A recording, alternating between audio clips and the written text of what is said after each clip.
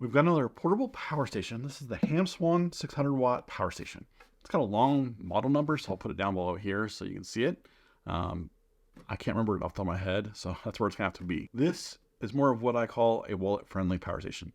But is it better to spend your money on this or spend a little bit more coin on a little bit more expensive power station? Today we're going to talk about this and find out if it's worth it to buy or not. What's up, YouTube? Welcome back to DIY Reid. My name is Reid, and if you're new to my channel, please consider subscribing. I cover a range of topics, including tech reviews, home automation, and how-to videos for both home and automotive. In this video, we'll be talking about this Hamswan 600W power station. Right off the bat, I'm going to be quite honest on this. I've never really heard of the brand Hamswan, but that doesn't automatically frame it as bad. When I previously looked for power stations before, there were a lot of different companies and a lot of different brands that I hadn't heard before. Looking at the price on this thing on Amazon, it is $450. However, there is a 50% coupon that brings it down to $225. It's pretty good math, right? Quick math. Now I got it on my teleprompter here. But I don't know what their thinking is on this, making it half price, or at least giving you 50% discount. Why don't you just put it up for $225? Not really sure. Not part of the marketing team here, so whatever. At $225 for a 600W power station, that's a pretty good price. When I was looking earlier this year for a 600W power station, they were about $350 and up. And even at $350, that's with a coupon. If you're interested in purchasing this or looking for more information about it, I'll leave a link in the description below so you can check it out. This link is an affiliate link, and by using this link, it helps this channel out at no cost to you. So let's go ahead and get down to the specs of this power station. It has an output voltage of 120 volts, 60 hertz, a power output of 600 watts, battery capacity of 642.6 watt hours. It has an 18650 lithium ion cell battery. We'll talk more about that, but keep that in mind. It's not, well, it's a lithium ion, but it's not a lithium ion phosphate. So we'll talk about that a little bit later.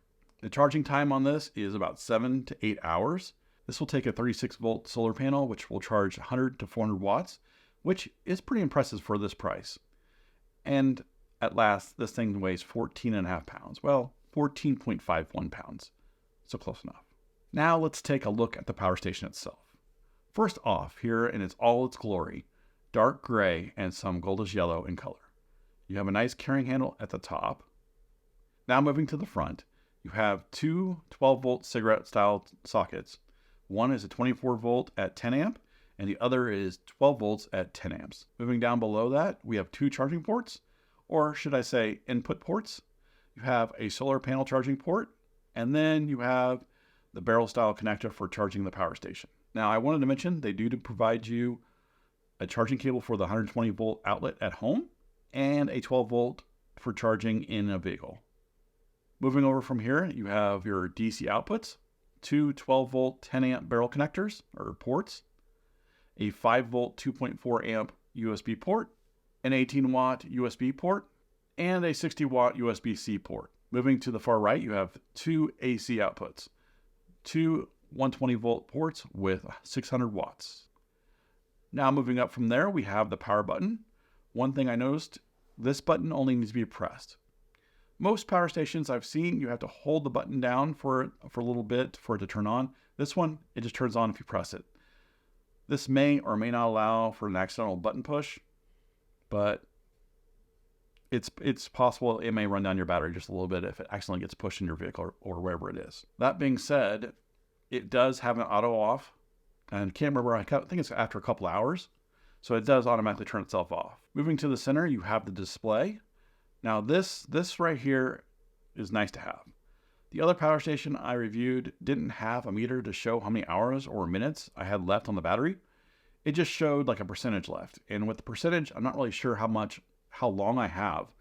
Now, I know that can change a little bit depending on how many watts the items are being used, or the items are using, but it will at least give me a guesstimate idea of when or how long this battery will last. Now, this display not only shows the amount of time left on the battery, but it also shows the battery percentage. It also shows the amount of watts you're taking up at any given point. This display also tells you the battery percentage of watts in, and time left when charging. It's nice to have, and you know the approximate time frame when the battery will be completely charged. Now that's the meat and the potatoes of this power station. On the one side of this, you have a vent, And on the other side, you have a vent, but you also have a flashlight. This flashlight will also turn on as, well, it's a good thing it turns on, right? But it also has an SOS mode. So that way you can signal for someone to help you out. And last, on the bottom, you have 4 nice rubber feet to keep it sturdy. So here we are, just me, my camera, my final thoughts, and you guys. Right off the bat, I want to say for a friendly budget, or a budget-friendly, so those backwards, but a budget-friendly power station, this isn't too bad. Keep in mind, it has a lithium-ion cell battery versus a lithium iron phosphate battery. The two differences here is the lithium-ion is older technology. This one has a little bit older technology than even older, but it just means that this one's gonna only be able to charge at so many times. The lithium iron phosphate battery charges, well, it can be recharged like, I don't even know, it's like 10 or 15, maybe more times this battery. So just keep that in mind. I don't want to say this is like a throwaway power station, but this is more of a, hey, let's use this for a couple times a month.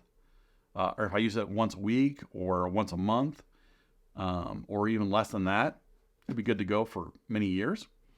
But if this is something you're going to use every day and have it recharged every day or multiple times a week, it's probably not going to be for you. Now, it does have an impressive 642 watt hours, which, if you want to do the math, how long your items will be powered, it's the number of watts times the number of hours.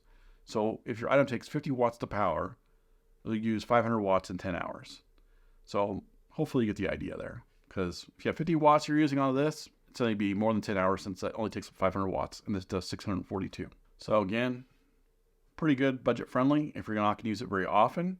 But often I see once a month, maybe once a week. It really depends. If you're going to use a lot more than that, which most people are not going to use it that often, this is a very good budget-friendly power station. Good for tailgates, good for maybe that couple times out of the year, you might take a TV to a park or something like that, have a little party, whatever. Tailgating, how many games are you going to tailgate? Football, what is that, 6 games a year? College football, maybe a little bit more, 7 games a year. Baseball might be a little bit more. But just keep that in mind. Also, if you can get it for $225, I don't know how long that 50% off is. I don't know if it's forever or if it goes back up to $450, but I wouldn't spend $450 on this. There's a lot better items out there, but for $225, you can get it for that, and that's what you need it for. Grab it. If you have any questions or comments, put them down in the comment section down below. I'd love to hear from you.